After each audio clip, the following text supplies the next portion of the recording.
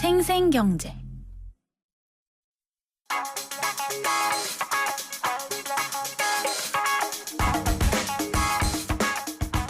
안녕하세요. 멜로디경제 대중음악평론가 이대화입니다.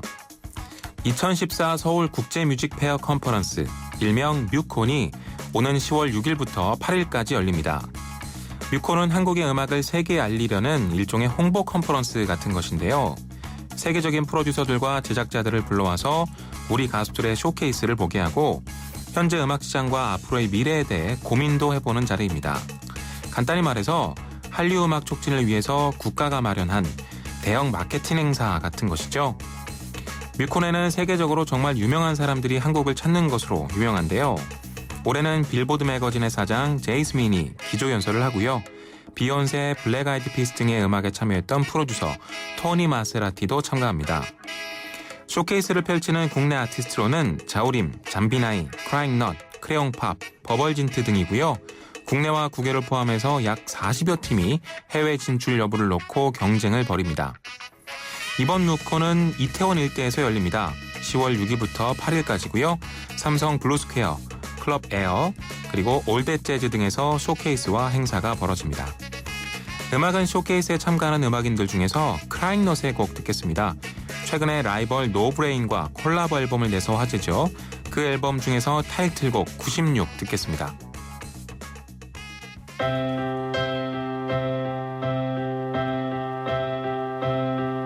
수많은 별빛 밤하늘에 반짝거리는 이 밤, 초라해진 어깨 위에 달빛 나를 비추네. 우오오, 계속 걸어보내 불빛에 취한 이 길을, 소리 없이 웃어보내 불빛이 흔들거리네. 우오오, 같이 걸어가자 불빛에 취한 그 길을, 지금까지 노랬던 우리 추억의 길을. 우오오, 작은 클럽에서 청춘의 밤을 태웠지. 우리 마치 시한폭탄 같았어. 우오오, 노래했지. 순간 방황은 별이 될 거야. 다시 일어나 이 순간 눈물을 삭혀버리고 다시 살아서 다 죽자. 많은 별빛밤 하늘에 반짝거리는 이 밤, 초라해진 어깨 위에 달빛 나를 비추네. 계속 걸어보내 불빛에 취한 이 길을, 소리 없이 웃어보내 불빛이 흔들거리네. 노래했지. 순간 방황은 별이 될 거야. 다시 살아서 다 죽자.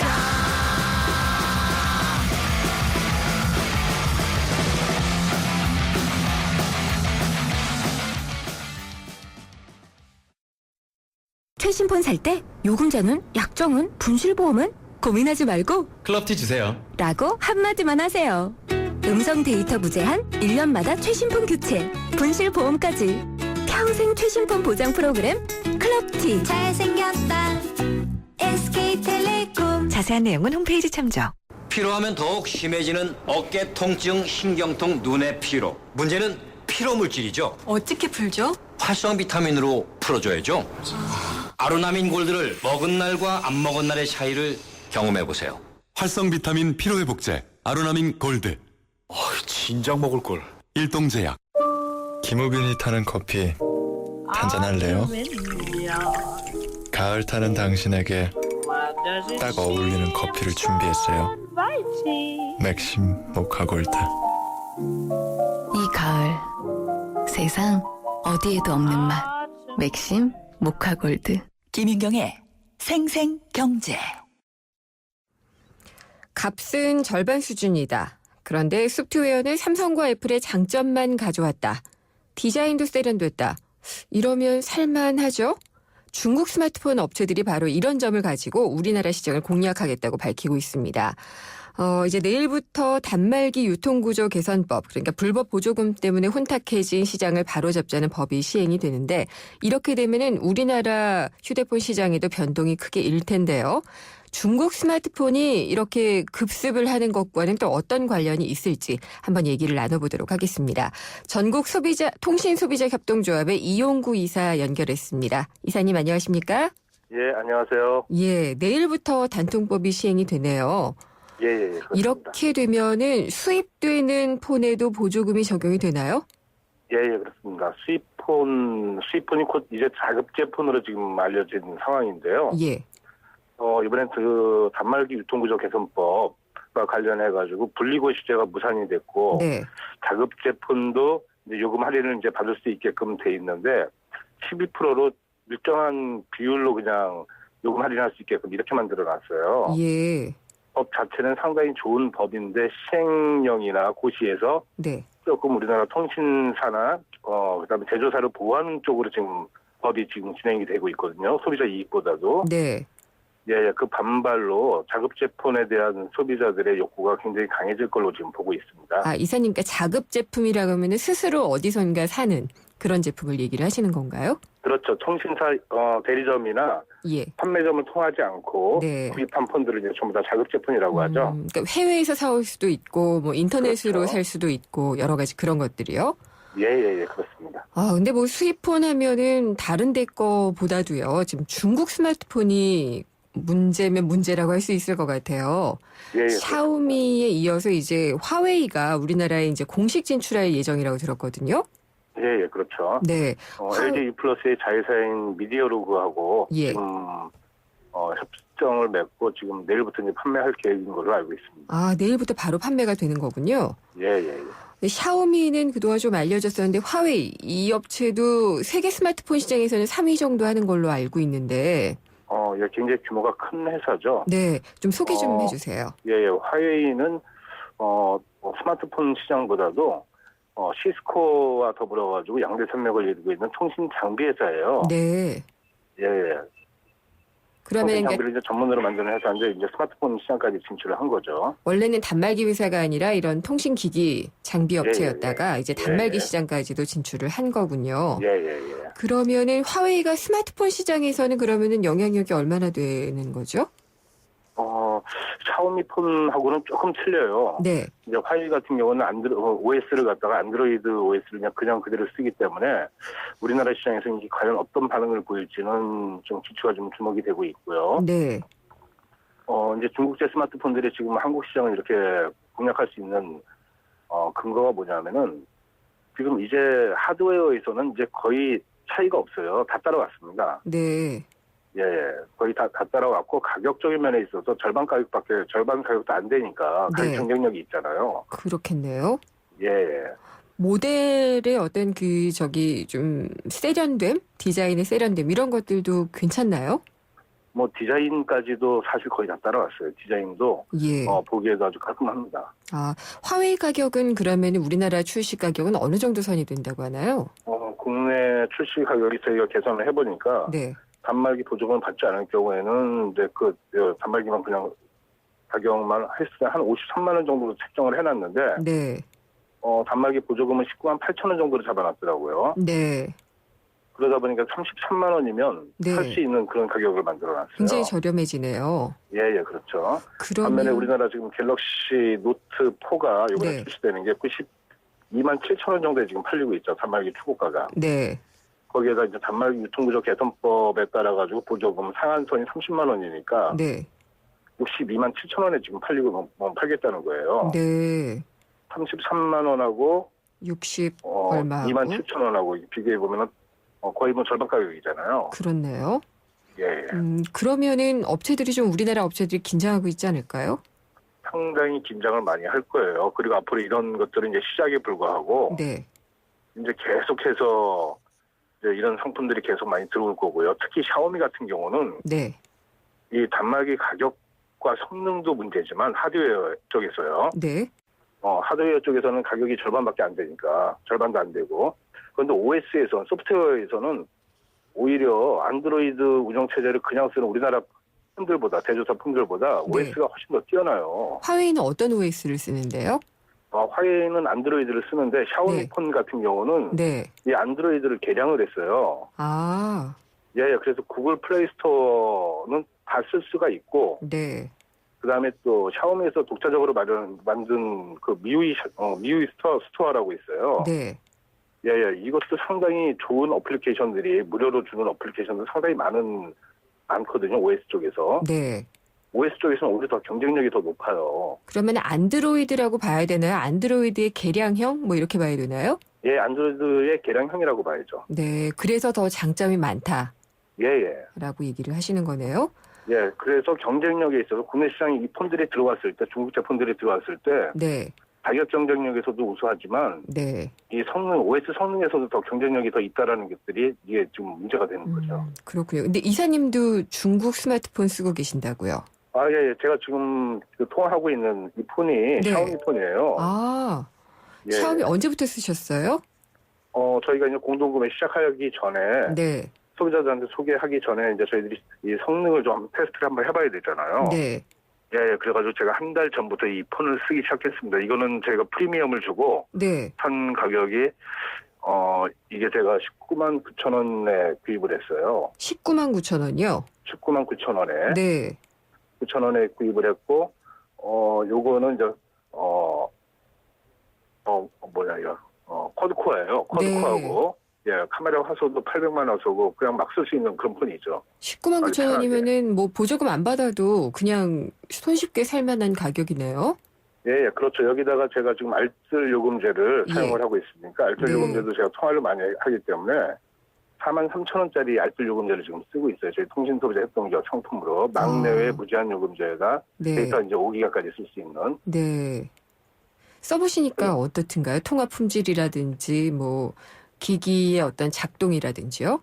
좋습니다. 좋고. 네. 그 다음에 한 가지 좀 안타까운 게 뭐냐면은 제가 이 샤오미 폰을 지금 반밖에 쓰지 못하는 거예요. 왜요? 한글 운영 체제가 100% 지원이 안 되기 때문에 아, 네. 예, 그 안드로이드 그냥 운영 체제만 쓰고 있는 꼴이 된 거죠. 예. 그러면은 뭐든지 그냥 영어 기반으로 하시는 편으로 쓰셔야겠어요?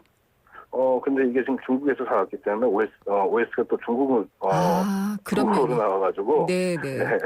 그렇군요. 근데 우리나라는 외산폰의 무덤이다 뭐 이런 얘기도 있었어요. 그래서 네, 뭐 그렇죠. 많이들 들어왔었잖아요. 그 투지폰 시대에는 모토로라니 뭐 노키아니 들어왔는데 잘 안 되고 나갔었거든요. 근데 그런데 이제 시장이 이제 바뀌었어요. 시장 환경이 바뀌었고요. 네. 지금 이 단말기 가격에서도 지금 이렇게 경쟁력이 있고, 그 다음에 알뜰 요금제라는 저렴한 요금제가 이제 들어왔잖아요. 네. 그렇기 때문에 이제 보조금이 큰 작용을 못할 걸로 지금 저희는 보고 있고요. 자급제 폰에다가 이렇게 저렴한 자급제 폰에다 알뜰 요금제를 결합하면 알뜰 요금제가 이제 LTE까지도 지금 다 서비스가 다 지원이 되잖아요. 아, 네. 이 자급제 폰하고 알뜰 요금제가 결합이 되면 단말기 요금은 핸드폰 요금은 지금도 네. 단값 이하로 줄일 수가 있어요. 제가 지금 실제로 지금 쓰고 있잖아요. 예, 그럼 화웨이가 들어오는 이 미디어 로그라는 그 업체도 LTE 서비스를 다 제공을 하게 되는 거고. 예, 다 됩니다. 샤오미는 지금 어디랑 제휴를 해서 들어오려고 하나요? 샤오미는 저희가 지금 계속 지금 알아보고 있고요. 네. 지금 계속 샤오미 측하고도 지금 계속 뭐 연락을 하고 있는데, 네. 이 한글 OS 문제를 네. 좀 해결하기 위해서 저희가 지금 연구를 좀 계속 하고 있습니다. 예, 그것만 된다 그러면은 폭발적으로 또 사용이 늘어날 수 있지 않을까라는 생각이 드는데. 그 문제 해결되면 한국에서 네. 굳이 2배 이상의 가격을 주고 100만 원씩 되는 그 가격을 주고 네. 과연 국내 소비자들이 국내 대조사 폰들을 살까요?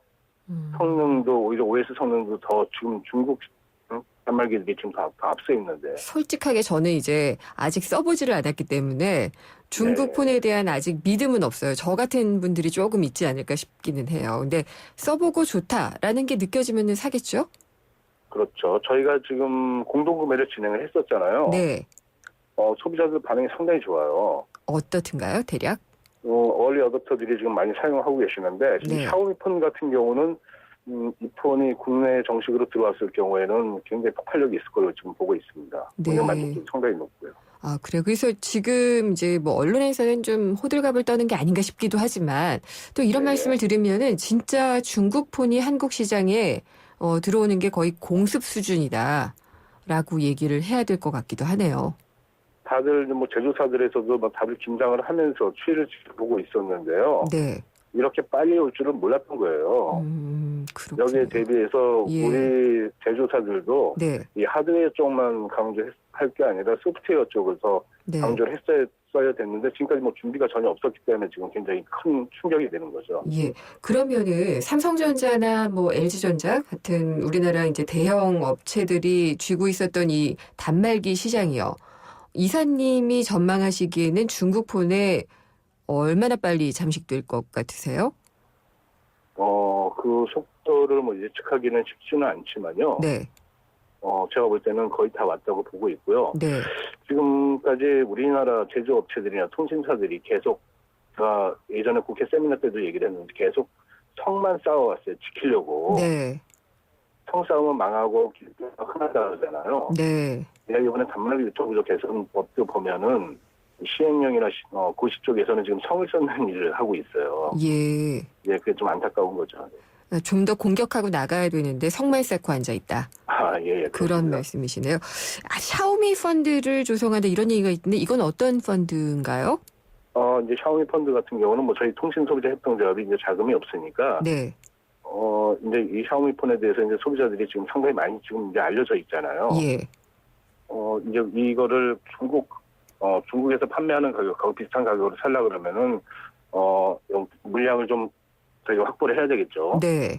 예, 그러기 위해서는 자금이 좀 필요하고, 예. 이런 것들을 이제 자금을 모으는 좀 일들을 좀 해야 될 것 같은데, 네. 저희가 나서가지고 했을 때는 조금 문제가 있을 것 같고, 공신력 있는 업체를 네. 하나 좀 내세워서 샤오미 펀드를 좀 구성해볼까 지금 생각 중입니다. 그 업체라고 하면은 금융자산을 운용할 수 있는 곳을 얘기하시는 건가요? 아니면 예, 그렇습니다. 아, 금융자산을 금융자산 운용할 수 있는 곳을. 운용업체. 예. 예. 지금 접촉 중이시고요. 예. 네. AS 문제나 이런 것들도 금방 해결될 수 있을까요? AS 같은 경우는 지금 AS만 또 전문을 하는 국내 업체들이 있어요. 네. 이런 것들은 전부 다 아웃소싱을 줘야죠. 네. 그러니까 그런 부분들은 이제 더 이상 우리가 성을 쌓고 있을 부분이 아니다라고. 성 쌓아도 지금 예. 세계적인 그 트렌드가 네. 중저가폰 시장으로 가고 있기 때문에요. 네. 이거 성이 무너지는 거는 뭐 알겠습니다. 시간 문제입니다. 네. 오늘 말씀 잘 들었습니다. 감사합니다. 예, 감사합니다. 이용구 전국통신소비자협동조합 이사였습니다. 젠틀 스파클링을 만나본 적 있는가? 밀어붙이지 않고 부드럽게, 긴장하지 않고 여유롭게, 밋밋하지 않고 상쾌하게. 이것이 바로 부드러운 거품, 깔끔한 상쾌함. 영국의 젠틀 스파클링 브랜드 슈엡스. 기름값 아끼는 방법은? 조금씩 자주 넣는다. 싼 곳만 찾아서 넣는다? 아니, 원래 GS 칼텍스 요금에 가입하면 되지. 매월 주유권 10,000원이 무료니까. Good choice. 광대역 LTA 올레. 자세한 내용은 올레닷컴 참조. 최신폰 살 때 요금제는, 약정은, 분실보험은 고민하지 말고 클럽티 주세요. 라고 한마디만 하세요. 음성 데이터 무제한, 1년마다 최신폰 교체, 분실보험까지. 평생 최신폰 보장 프로그램 클럽티. 잘생겼다 SK텔레콤. 자세한 내용은 홈페이지 참조. 잠시 후 4부에서는요. 경제 이면을 짚어보는 경제뉴스 뒤집기 그리고 경제 주치의가 준비가 돼 있습니다. 경제뉴스 뒤집기에서는요. 요즘 N1 환율 굉장히 많이 떨어지고 있습니다. 그러니까 엔화가 약세를 보이면서 우리나라 원화 가치는 올라가는 그런 케이스인데요. 이것 때문에 수출업계는 그러면 얼마나 파장을 겪게 될지 이걸 자세히 짚어보도록 하겠고요. 경제 주치의 시간에는 국세청에서 중소상공인들의 세무조사를 유예해 주기로 했는데 이 소식 함께 세무상담 진행하도록 하겠습니다. 궁금한 점이나 의견 있으면 언제든지 보내주십시오. 문자는요. 짧은 건 50원, 긴 건 100원, 휴대전화 우물정의 0945번으로 남겨주셔도 되고요. YTN 라디오 애플리케이션 예스를 통해서 또 웹사이트나 페이스북, 트위터 생생경제 페이지에 남겨주셔도 됩니다. 저는 잠시 후 4부에서 뵙겠습니다.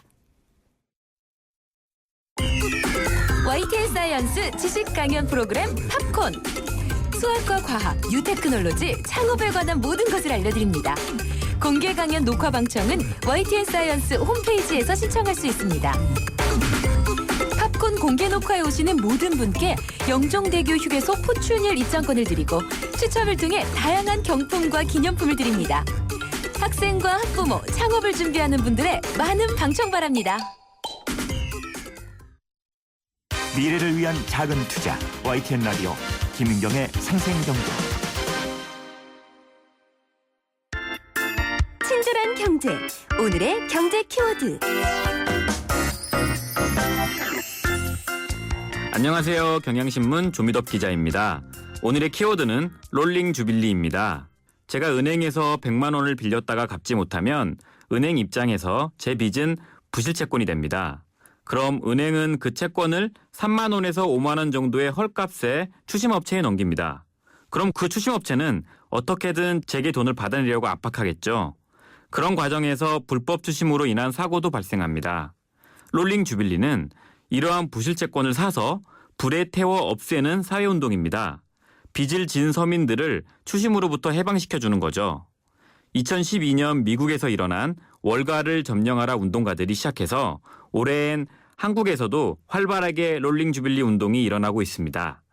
롤링 주빌리는 50년마다 한 번씩 노예를 풀어주고 저당 잡힌 재산을 돌려줬던 고대 이스라엘의 전통에서 이름을 따왔다고 하네요.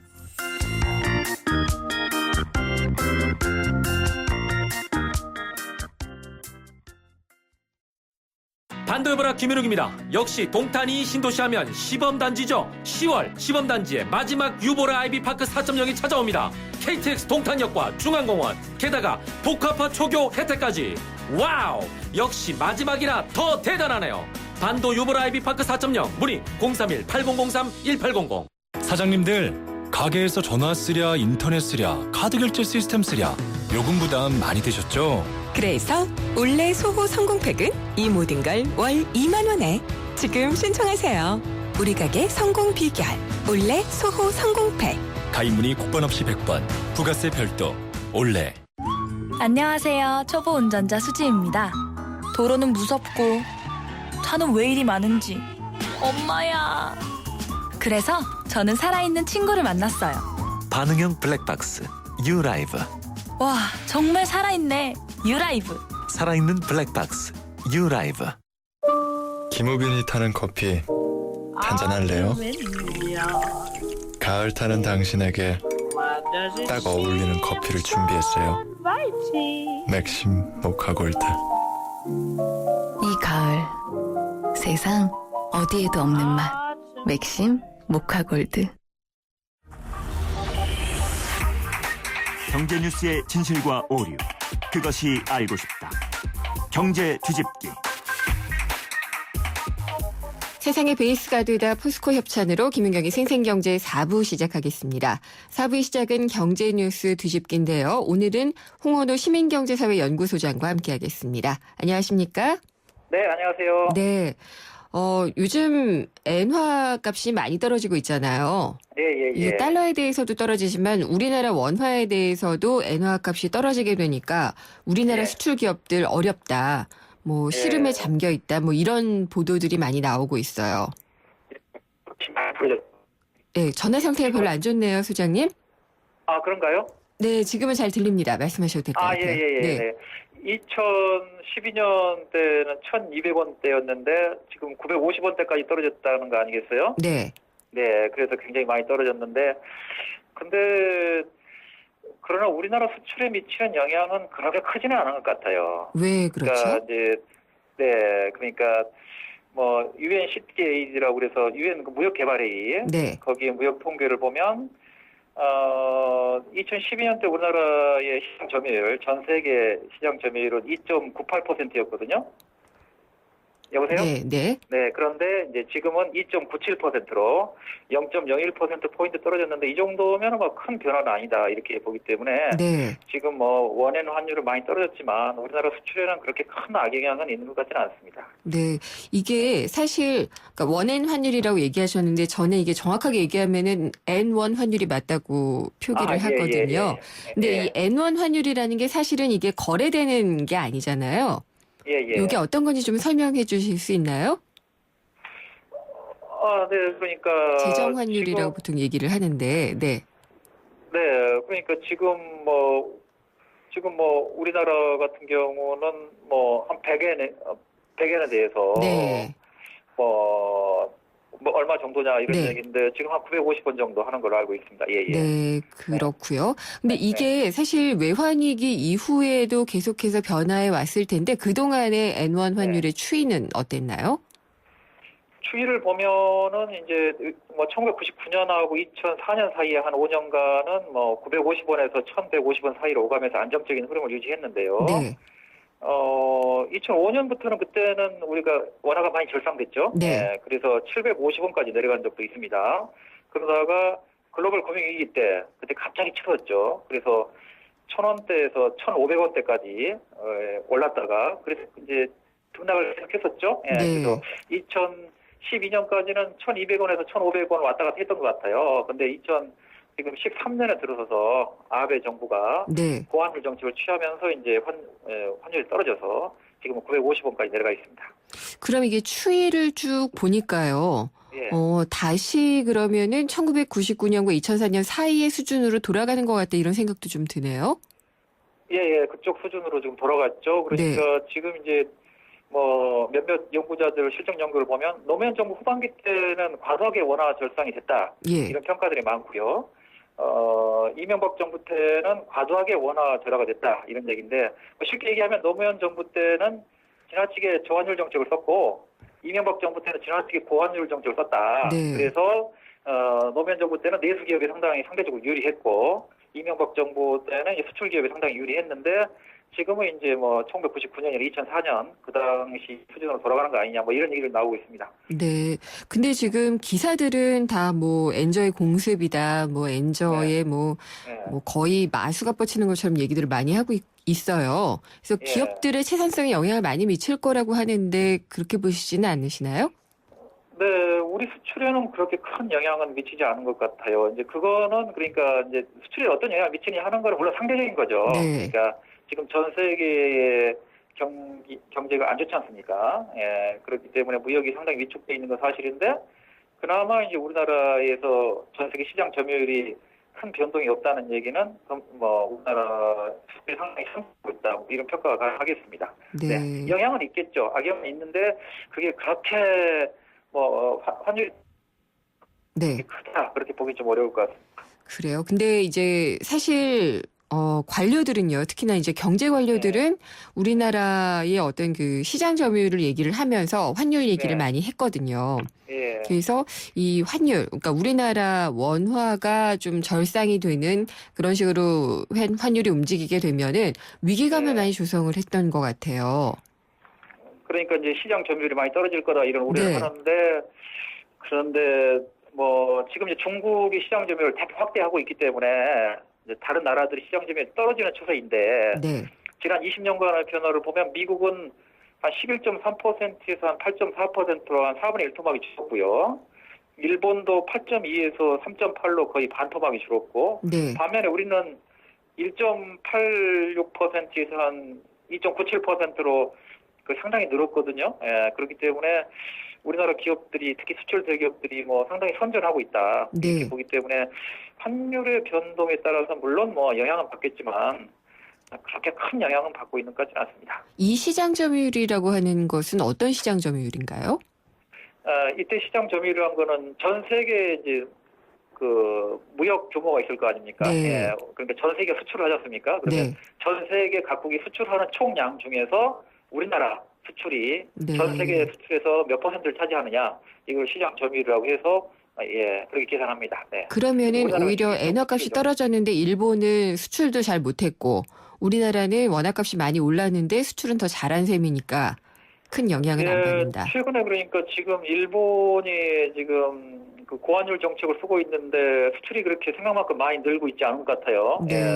뭐 거기에는 뭐 한 서너 가지 이유가 있는데 지금 보면은 지금 그 일본 같은 경우는 우리나라도 마찬가지지만 지금 수출 대기업들이 해외 투자를 많이 해서 우리나라 대기업들도 뭐 투자의 절반을 해외 투자로 하고 있지 않습니까? 근데 일본도 마찬가지였기 때문에 수출효과가 상당히 제한적이고 두 번째는 뭐 지금 그 수출 대기업들 경쟁력이 많이 떨어져 있는 상태죠. 네. 일본 같은 경우 특히 중국 등이 지금 치고 올라오고 있는데 그 중국 등의 가격 경쟁력을 지금 선진국들이 견뎌내지 못하고 있다는 거 아니겠어요? 뭐 예. 미국도 그렇고 일본도 그렇고 그 영향도 있을 것 같고. 세 번째는 지금 그 중간재 해외 의존도가 높으면 특히 이제 우리나라도 마찬가지지만 범용 중간재라고 그래가지고 뭐 웬만한 중간재는 많이 뭐 중국산 이런 데 많이 의존하지 않습니까? 이렇게 되면 역시 이제 고환율 정책이 수입 단가도 높이기 때문에 네.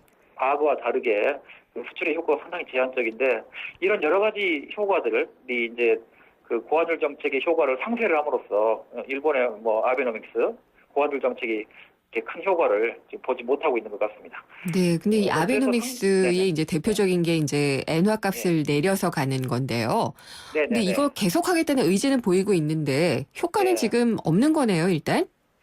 효과는 굉장히 그 생각만큼 크지 않고 네. 특히나 이제 뭐 그런 면도 있고 또 하나는 일본이 지금 워낙 그 무역 의존도가 낮은 나라 아니겠어요? 그렇죠? 예, 미국과 일본이 그렇기 때문에 지금 뭐 아베노믹스 성공을 해서 수출도 잘 되고 그게 경제에 미치는 영향도 커야 되는데 두 가지 다 별로 효과가 없는 것 같아요. 그러니까 아까 서너 가지 제가 말씀드린 것처럼 그 수출에 끼치는 영향이 예전처럼 높지 않고 네. 두 번째는 이제 경제를 차지하는 수출 비중이 뭐 높은 나라가 아니기 때문에 경제에 뭐 큰 도움은 안 되는 것 같아요. 그냥 반짝 효과가 있을 뿐이지 예. 중장기적으로는 그렇게 큰 효과가 있을 것 같지는 않습니다. 아, 수출 비중은 그래도 좀 상당히 있는 편 아닌가요? 우리나라에 비해서는 조금 적은 것 같기는 한데요. 아니 그러지는 않습니다. 그러니까 전 세계 한 100개국 정도 치면 네. 뭐 미국 같은 경우 가장 낮은 편이죠. 예. 그런데 일본도 뭐 무역 의존도가 낮은 나라 네. 뭐 한 10% 정도 안에 들은 나라이기 때문에 무역 의존도가 굉장히 낮은 나라로 분류가 되고 있습니다. 일본이. 아니 그렇다면은 아베 정부가 왜 이렇게 소용도 없는 엔저랑 뭐 여러 가지들을 밀어붙이고 있는 걸까요? 계속?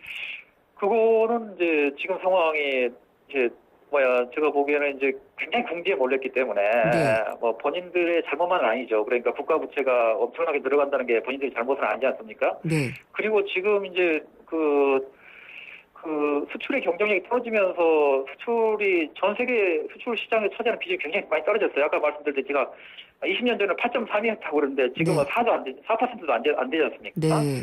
그래서 뭐 어떤 식으로든지 출구를 찾아야 되기 때문에 뭐 불가피하게 비상 대책을 쓰지 않았나. 네. 그래서 일본이 고환율 정책을 쓰는 거는 뭐 그 불가피했다고 생각합니다. 그러면은 순기능 네. 뭐 이게 엮이는보다 크지 않았을까. 그래서 네. 이제 미국이나 유럽 등에도 일본이 워낙 수출이 어렵게 가기 때문에 좀 많이 봐주는 것도 있고요. 그래서 알겠습니다. 상당히 불가피한 측면이 있었지 않나 그런 생각을 합니다. 예. 예. 애는 더 떨어질까요, 그러면? 지금 상황에서는 네. 뭐 더 떨어질 거라는 얘기들도 좀 많이 나오고 있는데 네. 좀 두고 봐야 되겠죠. 예. 알겠습니다. 오늘 여기까지 듣도록 하겠습니다. 감사합니다. 네, 감사합니다. 홍원호 시민경제사회 연구소장이었습니다. 전화 연결 상태가 좀 양호하지 못했는데요. 청취자 여러분의 양해 부탁드리겠습니다. 생생경제를 다양하게 만나는 방법. YTN 라디오 앱 예스와 YTN 라디오 웹사이트, 팟캐스트를 통해서 실시간 청취와 다시 듣기가 가능합니다. 언제 어디서나 손쉽게 만날 수 있는 생생경제. 참 좋다.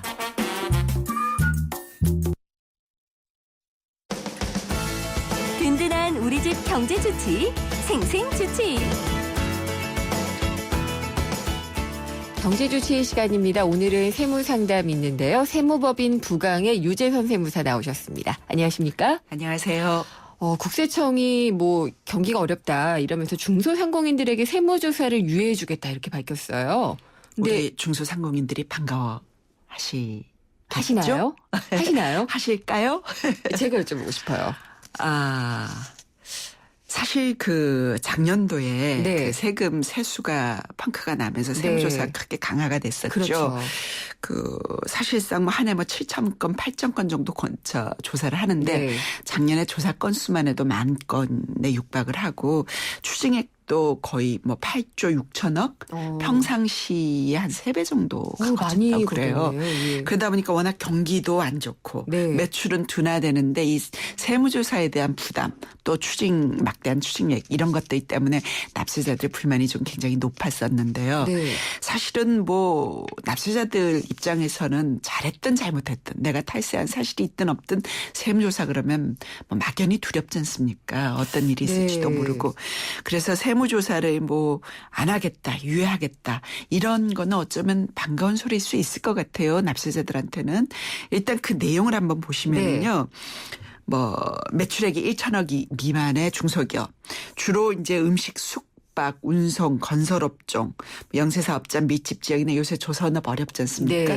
이런 특별한 사정이 있는 업종들에 대해서 이제 세무조사 유예하겠다, 신고 내용에 대한 사후 검증도 안 하겠다라는 얘기인데 여기서 뭐 음식, 숙박업 같은 경우에는 10억 미만의 업체들이 대상이 돼요. 근데 실제로 10억 미만의 이 기업들이 조사받는 확률이 높지 않아요. 그럴 것 같아요. 뭐 개인 같은 경우는 1%도 안 됩니다. 전체 납세자에. 법인 같은 경우에도 실제로 2% 안팎이에요. 중소기업들이. 그렇다면은 이걸 국세청이 대대적으로 우리 130만 곳 이상 지금 조사를 안 하겠다라고 발표를 하는 취지는 뭐냐. 일단은 안심하시고 경기 좀 진작시켜주고 뭐 본래의 그 영업 활동에 좀 충실해서 경기를 좀 진작시켜 주십시오 하는 취지겠죠. 근데 여기에 대해서 이제 실제로 실효가 있느냐, 과연 납세자들이 고맙습니다, 반갑습니다라고 할 거냐에 대해서는 의문이 있고요. 이번 내용 중에 이제 반가운 내용들은 사실은 그 사업을 하다가 어려움을 겪어서 체납도 있고 어쩔 수 없이 폐업하는 경우 있지 않습니까? 이럴 경우에 이제 뭐 체납액이 일정 금액 3천만 원 미만이면 즉시 사업자 등록 재개해서 사업할 수 있도록 도와주겠다라든지 영세 사업자들 뭐 장부 없이 단순 경비율로 소득금액 인정해서 세금을 계산하는 방법이 있습니다. 이 단순 경비율을 조정해서 세부담을 줄여주겠다든지 이런 거는 좋은 취지인 것 같아요. 효과가 있을 것 같아요. 그다음에 뭐 상시 근로자를 뭐 2 내지 4% 느리면 이 부분에 대해서도 세무조사 유예하겠다. 이런 좋은 취지들은 있는데 문제는 이런 국세청의 취지가 잘 부응이 되고 하려면 이것들로 인해서 중소기업들이 으쌰으쌰 힘을 내서 정말로 경기가 부양이 되고 뭐 세수입도 늘어나는 그런 선순환이 이루어져야 될 텐데 과연 그런 효과가 이어질지도 의문이고요. 무엇보다도 이제 비판이 좀 있을 것 같아요. 오늘 아침에 뭐 모일간지에 보면은 무슨 세무조사가 일관성 있게 이렇게 쭉 가야지. 그렇죠. 뭐 경기 안 좋다고 뭐 세수 안 들어온다고 뭐 대폭 강화해서 세수입 몇 배로 늘리고 또 이거 뭐 어떻게 경기 활성화를 위해서 세무조사를 유예하겠다 이렇게 발표를 하고 국세행정이라는 게 이래서야 되겠느냐. 이렇게 된다면 납세자들의 신뢰를 받기 어렵지 않겠느냐라는 지적도 나오거든요. 그리고 마치 중소상공인들이 성실납세를 하지 않은 것처럼 그렇죠. 여기는 혐의가 들어있잖아요. 이게 우리 세무조사 안 할 테니까 마음껏 그래서 이게 오히려 이 비판의 대상이 될 수도 있다는 얘기죠. 좀 아쉬운 점인데 이제 세금 업무를 하는 사람의 입장에서는 우리 국세청이 정말로 그 외풍에 휘둘리지 않고 경기 물론 중요하지만 국세청 본연의 자세, 일관성 있게 어떤 혁신적인 업무 수행을 해나간다면 납세자들도 거기에 따라갈 거고 정말로 탈세 혐의가 있거나 탈세 사실이 있다면 경기 부양하고 상관없이 이별백계로 엄히 다스려야죠. 그래서 이런 부분은 좀 아쉬운 생각이 들어요. 그러니까 뭐 지하경제 양성화한다고 하면서 결국 보는 게 이제 서민들 교통 딱지 같은 거 떼고 이래가지고 많이 늘었잖아요. 근데 실제로 이 버뮤다에 묻어둔 돈 발견했다 뭐 이랬던 거 많았는데 그런 건 다 들어오고 있는 건지 모르겠어요. 지금 이제 각국마다 역외 탈세 문제 굉장히 중요했고 저희 국세청에서도 역외 탈세 새로운 아주 그 부분으로 굉장히 많은 세액을 추징했다 발표들을 했죠. 근데 실제 그렇게 발표된 내용들이 거의 뭐 이의신청이나 이런 조세 불복 단계에 있어서 실제로 징수된 비율이 좀 적구나. 기대만큼 이루어지지. 그래도 그 부분은 역점을 두고 아마 국세청에서도 굉장히 중점적으로 노력을 할 거고 각국에서 우리나라뿐만이 아니고 각국에서도 중요한 이 세원 포착 그 베이스로 삼고 있기 때문에 아마 좋은 실적들이 나타나리라고 생각을 합니다. 그때 이제 연예인 얘기하면서도 역외에서 이제 벌어들이는 돈이 워낙 많으니까 그런 것들도 좀 잘 이렇게 조사를 해서 네. 받아내야지 될 것 같다는 생각이 예. 들고요. 오늘 상담 들어온 거는 양도세 관련 상담이에요. 네. 6345님인데 2009년에 매입한 사당동 주택 A라는 주택에서 살고 있는 사람인데 이 사당동 주택이 있는 상태에서 2012년에 인근 방배동 아파트를 구입을 해서 이사를 하려고 했는데 이 방배동 아파트를 처분을 했다고 그래요. 2014년 3월에 처분을 하고 양도소득세 신고 납부를 했다고 합니다. 그리고 또 같은 해 3월에 이 아파트 매매 이후에 새로운 주택 거래를 많이 하셨네요. 새로운 주택을 또 구입을 했고 이사를 하기 위해서 원래 살고 있던 주택 A를 9월에 양도를 했다고 합니다. 그러면 이번에 양도한 사당동 주택 원래 살고 있었던 곳이죠. 이게 1세대 1주택 양도세 비과세에 해당되는지가 궁금하다고 하셨어요. 이게 뭐 얘기가 좀 복잡해 길어졌는데 집이 3개네요. 정리를 해보면 예. 집이 3개가 아니고 원래 살던 집이 하나 네네. 있었고 사당동에 예. 살고 있던 집인데 이사를 가려고 그렇죠. 다른 집을 샀는데 네. 그 집에 이사를 못 가고 처분을 했네요. 네. 그렇다면 그 처분 당시에는 집이 2개였겠죠. 네. 그래서 이 처분한 집에 대해서 양도소득세를 냈고요. 납부를 했을 겁니다. 네. 그러고 나서 바로 새로운 집을 샀어요. 네. 시주택을 사고 이제 이사를 가기 위해서 원래 살던 집을 팔았죠. 네. 그러면 원래 살던 집 파는 시점에 역시 집이 2채입니다. 네. 그런데 이 경우에는 일시적 2주택에 해당이 돼서 일시적 2주택. 네, 예. 3년 일시적 2주택이라는 건 내가 이사를 가기 위해서 기존 주택을 처분하지 않은 상태에서 새로운 집을 샀어요. 그래서 그 새로운 집 사고 옛날 집을 파는 시점을 유예시켜 주는 거죠. 그게 기간이 얼마나? 3년입니다. 3년이요. 3년이어서 예. 지금 그 2012년에 사서 2014년에 팔았다고 하셨는데 이 몇 월에 파셨는지 정확하게 사정이 파악이 안 되지만 네. 이 부분도 만약에 3년이셨다면은 네. 3년이 채 안 되셨다면 이 부분도 한번 다시 검토를 해보실 필요가 있는 게 요거는 기존 주택이 아니겠군요. 예. 어쨌든 자 얘기가 복잡해졌습니다마는 내가 새로운 집을 사고 기존의 집을 바로 팔아야 되는데 못 팔아서 네. 일시적으로 2주택이 되죠. 그러면 새로운 집을 산 날로부터 3년 이내에 네. 기존의 집을 파시면 집이 2채라 할지라도 일시적 2주택이라 그래서 유예를 받으실 수가 있습니다. 그래서 이분 같은 경우는 네. 사당동 주택에 대해서 1세대 1주택 비과세 적용이 될 것 같습니다. 그렇네요. 네. 예. 복잡하지만 다만 이제 만약에 사당동 주택이 9억을 초과하는 고가주택이다. 그러면 9억을 초과하는 부분에 대해서는 비과세 혜택이 없거든요. 그래서 그 부분만큼은 양도소득세 과세가 됩니다. 네. 이번에도 또 같은 양도세 질문인데요. 7434님. 본인이 구입한 연립주택을 2014년 이번에 매매를 하려고 합니다. 2010년 2월에 구입해서 살고 있는데 이 집밖에 갖고 있지 않은데 같이 살고 있는 아버지가 시골에 갖고 있는 집이 하나 더 있다고 해요. 그래서 아버지가 건강 문제 때문에 2013년 1월에 서울에 오셔서 이분과 함께 살게 되셨고요. 시골집은 비어있는 상태라고 합니다. 현재 70세 넘으셨고 주민등록도 이쪽으로 전입이 되어 있는데 이렇게 동일 세대원이 집이 2채인 경우 양도소득세 비과세 혜택을 못 받는다고 하던데 이 경우에는 어떤지 물어봤네요. 주택 경기가 요즘 조금 움직이는 것 같아요. 그죠? 네. 예. 그래도 거래가 좀 되는 모양인데 양도소득세 상담이 들어오는 거예요. 네네. 자, 일단 1세대 1주택 비과세라는 건 한 세대원이 부부 포함해서 부모님도 포함해서 한 세대가 집이 한 채만 있는 경우 적용이 되는데 이분은 아버님하고 동일 세대인데 집이 2채예요. 세무사님 이 질문에 대한 질문을 제가 너무 길게 드려가지고 예. 어쨌든 이분은 비과세 혜택이 받을 수 있습니다. 자세한 요건은 다음에 설명해 드리겠습니다. 알겠습니다. 감사합니다. 고맙습니다. 세무법인 부강의 유재선 세무사였습니다. 삼성 신도시 분양 속보입니다. 눈앞엔 골프장 조망, 단지 앞엔 초중고교와 도서관, 중심 상업시설까지 가까운 968세대 대단지가 옵니다. 상위 40개 건설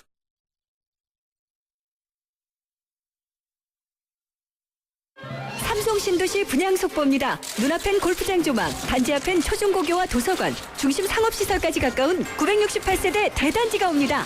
상위 40개 건설사 중 부채 비율이 2번째로 낮다는 그 동일이죠? 삼성이 아껴둔 중소형 대단지, 고양 삼성 7블럭, 동일 스위트 1차. 문의 02381-7373. 안 보이니까 감추죠. 별일 없겠죠. 손발톱 무좀 방치하면 손발톱 건강을 잃을 수 있습니다. 이젠 풀케어 국내 최초 갈거나 닦을 필요 없이 오니텍 특허 기술로 침투는 빠르게. 와, 정말 좋아졌다. 방치하지 말고 풀케어하세요. 이탈리아 글로벌 제약회사 메나리니. 당신에게 프렌치 카페 카페믹스는 좀 비싸도 좋은 걸 드리고 싶어요. 우리 가족이 마실 건데 첨가물보다는 무지방 우유죠. 좋은 커피는 첨가물보다는 무지방 우유.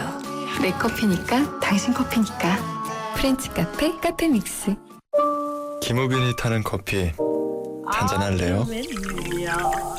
가을 타는 당신에게 딱 어울리는 커피를 준비했어요.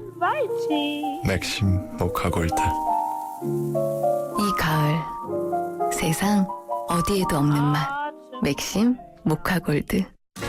올뉴 소렌토를 처음 본 순간 당당하다, 강렬하다, 프리미엄하다. 한마디로 존재감 있다. 급이 다른 존재감을 드러내다. All New Sorento. 기아자동차. 생생경제 오늘 순서는 여기까지입니다. 내일 뵙겠습니다. 김은경이었습니다.